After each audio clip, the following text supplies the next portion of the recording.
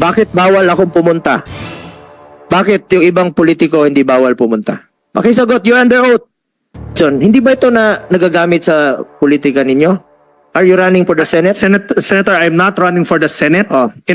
Nirelease po ng administrasyon ni Pangulong Duterte. Bakit ngayon pinipili?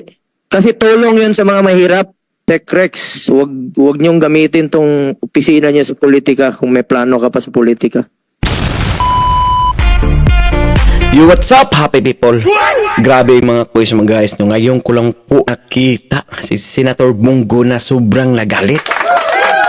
Dahil nga po sa pagdili ng pamimigay ng ayuda sa bandang Mindanao. At isa pa niyang ikinagalit mga quiz magayas ay pinipili lang po yung pangalanan ng mga taong nagbibigay ng ayuda. Mga quiz mga gayas, no?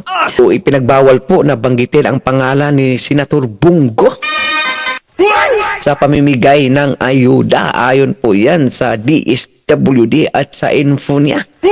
So, yan po ang mapapanood natin sa videong ito. At kung bago ka naman po sa aking YouTube channel, please follow, like, and share mga quiz mga guys, no? So, without further ado, let's begin.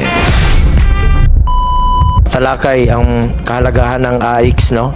Assistance to Individuals in Crisis Situation ng DSWD. At in fact, nag-file din po ako. I've also filed Senate Bill 2638 to ensure that the AICS program would be implemented properly and the qualified beneficiaries would receive their assistance promptly and without delay. Madam Chair, under the bill, it shall be unlawful for any individual, public officials, or employee of the DSWD or any local government unit to cause delay in the implementation of delivery of AICS services or funds to the qualified beneficiaries. Madam Chair, the AICS program was established in 2014 with the noble intention of providing immediate and necessary support to those affected by calamities or sudden hardships. Its mandate includes offering financial assistance for various needs such as transportation, medical care. Ito na yung sinabi ni Director Edwin Morata kanina. Powers Filipino, the Siming Select T23. Basta rin po tayo ng DSWD qualified sunog rin po at alam po ng ating ang sinabi ni Secretary Gatchalian, just submit the list and the DSWD will pay them out. Nakapagsumiti na po ang mga LGUs ng listahan ng beneficiaries, yung iba po ay na-validate na pero hanggang ngayon karamihan pa rin po ay hindi na-pay out. Ano ba ang plano nyo po dito? Ilang beses na natin pinapollow up. Hindi ko alam kung bakit kailangan magmakaawa ang mga benepisyaryo na makatanggap ng tulong mula sa DSWD. Mandato naman ito ng DSWD na tulungan po ang in crisis at mga nangangailangan. Mandato po ng DSWD na tumulong ng walang pili. Kaya nga po nating tinawag itong AICS, Assistance to Individuals in Crisis Situation. Similarly, Madam Chair, I have previously raised that there are LGUs which submitted lists of individuals needing assistance but until now, the DSWD failed to validate the list. Nagbigay rin po ang DSWD ng deadline at nakapag-submit naman po ang mga LGUs ng listahan ng kanilang mga beneficiaries. Kailan ho ba ito bibigyan ng ayuda mula sa AICS? Ang listahan ng qualified beneficiaries na naisumite naman sa inyo sa deadline na kayo mismo ang nag-set. Madam Chair, ako po'y kadalasan na tumutulong po sa ating mga mahirap nating kababayan. Nagbibigay po ako ng aking counterpart mismo dito, no? Personal ko ito. Hindi po ito mula sa DSWD, yung mga grocery packs, akin po yan, pagkain, pinapamerienda ko sila, pananghalian, vitamins, mga face mask. At gusto ko talagang tulungan sila yung mga naging biktima ng sunog, lindol, putok ng bulkan, buhawi, at iba pang disaster. At Madam Chair, napag-alaman ko lang po na pinagbabawalan po ng DSWD na banggitin po ang aking pangalan. May tanong lang po ako dito sa ating Regional Director to Maria Angela Gupalan. Go ka pala, ma'am. Go ka rin pala. Ating field office. May tanong lang po ako sa inyo. Unang-una, totoo ba ito na bawal po banggitin ang aking pangalan, pero sa ibang politiko hindi po bawal. Senator, yun You're po under oath aming- po, You're under oath. Yes po. Akin po as Regional Director, wala naman pong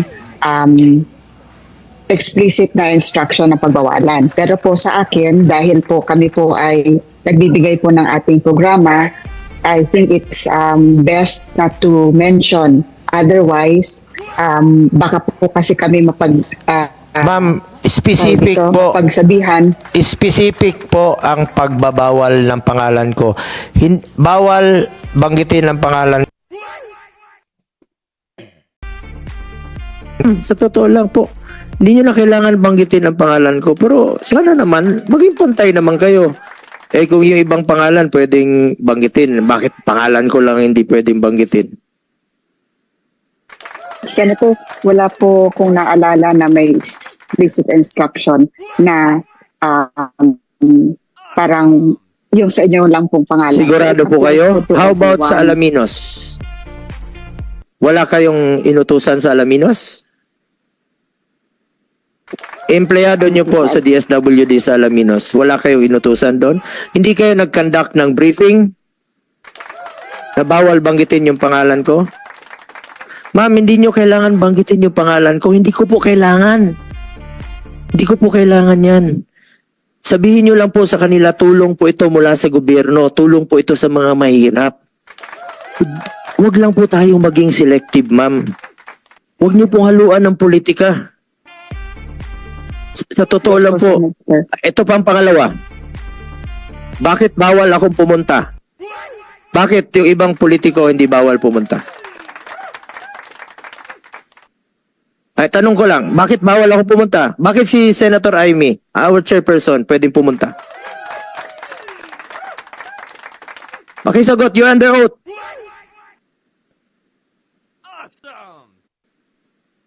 Oh, hindi niya masagot, Madam Chair. Pangatlong tanong ko, pera niyo ba yan? Pera ng taong bayan yan, ma'am. Hindi niyo po pera yan. Just be fair with us. Pinaglaban namin ang budget ninyo panahon pa ni dating Pangulong Duterte. Alam nyo, during the time of President Duterte, walang pinipili. Ang nagdala nun, si Secretary Rolly Bautista, isang dating sundalo. Walang pinipili po yon. Hindi naman kailangan banggitin ang pangalan namin. Pero wag nyo naman sanang ipagbawal na banggitin. Wag nyo naman sanang ipagkait na kung meron po akong gustong dalahin sa natulong sa kanila. Akin naman yun, ma'am. Personal ko naman yun. Personal ko po yung grocery pack. Personal ko po yung Jollibee. Kung gusto kong pakainin, gusto kong pasayahin ang mga kababayan natin sa panahon ng kanilang kalungkutan, mapasaya ko man lang sa kanila. Bakit nyo naman pong ipagkait sa kanila yan? Hindi nyo naman po pera yan, ma'am. Besides, sarili ko po ito, ma'am. Kung pupunta man po ako doon, akin po yun. Huwag nyo naman sanang ipagbawal. Ngayon, nandito ang inyong secretary. Pwede naman sigurong sagutin ng atin mahal na secretary yan. Bakit po ganon, sir, naging selective do tayo? At meron lang po ako isa-cite na isang instance. Halimbawa, dito sa isang lugar, Secretary Rex, sa Mindanao, merong due doon for payout na dapat nang ibigay sa kanila. Nung pumunta ka, naka-hold yun for how many months? And then nung pumunta ka, dinoble mo. Dinagdagan mo, dinoble mo. Pwede pala yung ganun. Kasi ikaw yung pumunta. Gerald Santos City, sir. Senator, this was during the earthquake. Hindi po. Recently lang po ito. Meron pong due for payout na po doon, mga indigents, no? Senator, Maybe biktima po ito ng earthquake o disaster, due na po. So nagmakawa sila sa inyo, sir. Matagal na po itong validated list na ito for for payment na po ito. Ngayon, nung pumunta ka, sige, release nyo na. Release nyo na. Nung pinarelease mo, dinoble mo pa. So, ibig sabihin, pag kayo ang pumunta, pwede nyo palang doblehin. Pag nagiging selective kayo, Secretary. Madam Chair. One more question. Hindi ba ito na nagagamit sa politika ninyo? My politics. Senator, I'm not. One question for the record. Are you running for the Senate? Senator, I'm not running for the Senate. Oh, in fact, ano tao yan? yes, and in fact, I even wrote all the public polling firms Okay. to remove me Okay. from the list. And then, And I think I communicated that so many times. Okay, so don't be selective. Alam ng publiko yan. Nakikinig ang publiko natin.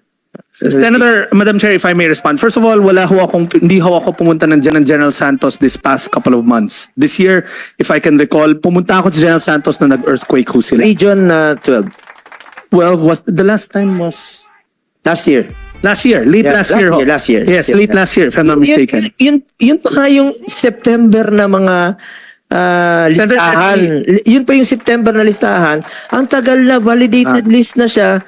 Nagmamakaawa sa inyo from August, July, August, September, hanggang umabot na lang ng, well, kailan kayo pumunta ng, Senator, kung pumunta ho ako doon right after the earthquake twice. kailan nga po yun? Kailan ba yung earthquake? The earthquake was end of the year. Remember, lumapit sa iyo yung mga local officials, and then you ordered them to release the AX kasi lumapit sa iyo personal, di ba? Senator- So, kailangan bang lumapit sa iyo personal? Now, Senator, let me just qualify ho. Lahat ho ng binigay niyo na list sa amin, we're vetting it one by one. And we've already given you assurance that we will release it, all the list that you gave us. Senator Rex, you check Secretary, your record. I don't have any intention of running for the Senate. Hindi, kapatid mo yung kasama ko rito. Secretary Rex Gatchalian, you check your record. Senator, let me... General Santos City, meron silang validated list. Napakatagal na nilang nag-antay. Ilang buwan silang nag-antay doon. Pagdating mo doon, okay, release. Doblehin mo. So, ibig sabihin, Senator, Madam Chair, if I may just clarify ano ho yung nirelease ko. Ang nirelease ko doon, emergency cash transfer. That's why the amount is bigger. Hindi ho ako nag-release ng AX. In fact, the mayors came to me, we met there with the governor, emergency cash transfer ho yung doble na sinasabi niyo. Hindi ho ako nag-release ng AX, it's emergency cash transfer. kaya nga ang punto ko doon, sir, ilang months na yung nagmamakaawa yung mga beneficiaries. So, bakit nyo pahirapan? 3,000, 4 na buwan, 5 buwan, Senator. nagmamakaawa. Hindi nyo naman pera yun, sir. Pera ng taong bayan yan. Ma-expo yan. Madam Chair, if I may clarify again. First of all, Madam Chair, I'll have Director Wentz explain the details of what we've done with the list. Pero a while ago, may inamin ho ako na nagkaroon kami ng problema sa sarili naming financial management office. That's why we were having cash shortfalls in some of our regions. NCR, and we have addressed that. Aminado ho kami, there were delays to the commitment to the senator, but we have all intentions of paying those lists that have been vetted and clarified, that have been checked already.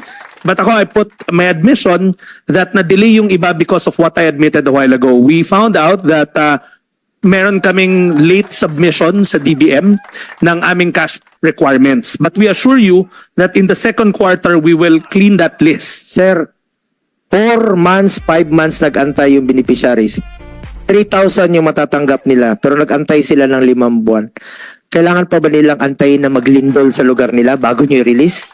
Sen, O hindi... kailangan pa ba nilang pumunta ka doon bago nila i-release? Alam mo, to Director Marie Angela Gopalan, alam niyo ma'am, sa panahon ni dating Pangulong Duterte, walang pinipiling pagtulong noon, no?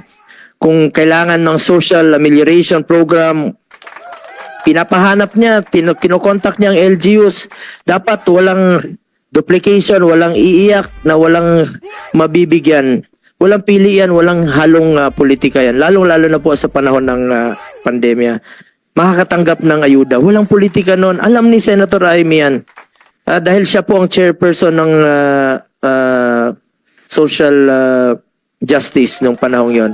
At ma'am, kahit na si Ma'am Amy, meron po siyang kanyang sariling initiatives or amendments. Kung ano po yung kanyang gustong ito patulungan at ng mga lugar, panahon ni Pangulong Duterte, walang bawal kay Senator Marcos. Lahat po'y pantay-pantay. Walang bawal kay Senator Joel Villanueva. Walang bawal kay Senator Angara. Walang bawal kahit kay Senator Hontiveros noong panahon yon. Binibigay po sa kanila dahil tulong po ito sa mga mahirap nating kababayan.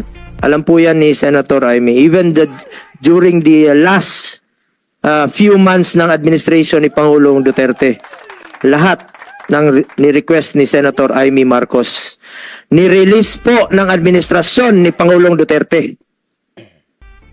Bakit ngayon pinipili? Kasi tulong yun sa mga mahirap.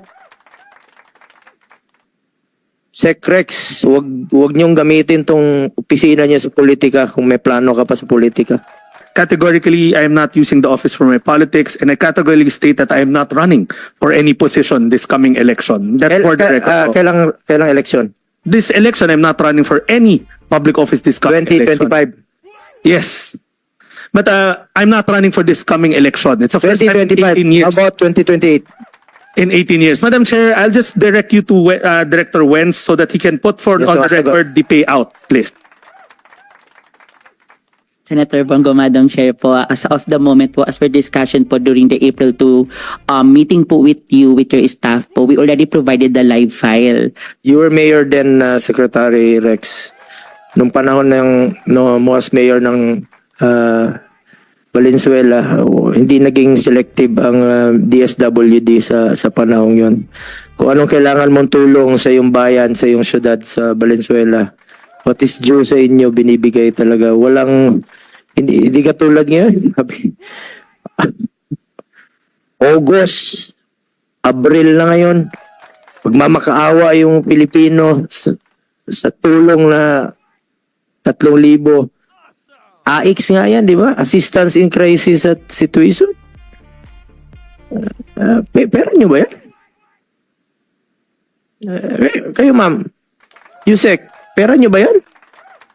Secretary, Yusek, pera nyo yan? Madam Chair, we don't treat it as our money. We know it's people's money. That's why we're Pinapatagal. Mr. Chair, Madam Chair, if you can recall in the August yung list. Because of politics. Because of politics. Hindi naman ako kalaban ninyo ah. Huwag niyo damay yung mga mahirap. Alam ni Senator Amy yan no? Panahon ni Senator Amy, siya yung chairperson. Lahat ng ni-request ni Senator Amy Marcos during the time of President Duterte, pinagbigyan, binigay. Lahat. Walang delays. Ni isang araw, walang delay. So, ayun nga mga koys, mga guys, no, talagang ngayon ko lang po nakita nagalit po si Senator Go. Dahil hindi naman po talaga tama mga koys, mga gayas na talagang ididili at pipiliin lang po yung lugar na bibigyan ng ayuda na ilang buwan na pala po itong At klaro pong sinasabi ni Senator Bongo doon na sa panahon yung sa lahat ng nangailangan po ng ayuda. So talaga grabe yung sagutan nila mga kuis, mga gayas no, at ipinagbabawal pong banggitin ang kanyang pangalan sa tuwing mamimigay ng ayuda at pinagbawalan po siyang pumunta sa Alaminos, Pangasinan. So kaya po nasasabi siguro ni Senator Bongo na talagang politics po ito mga kuis, mga gayas no. Dahil kung hindi naman po ito politics, ay bakit pinagbawal po siyang pumunta sa lugar na iyon? At kaya po natanong niya po kay Gatchalian kung tatakbo po ba ito ng senator sa next 2028 po. Ngunit hindi po ito nasagot ni Gatchalian. Bakit hindi na nasagot? Dahil siguro may balo si Gatchalian sa pagka-senator sa 2028.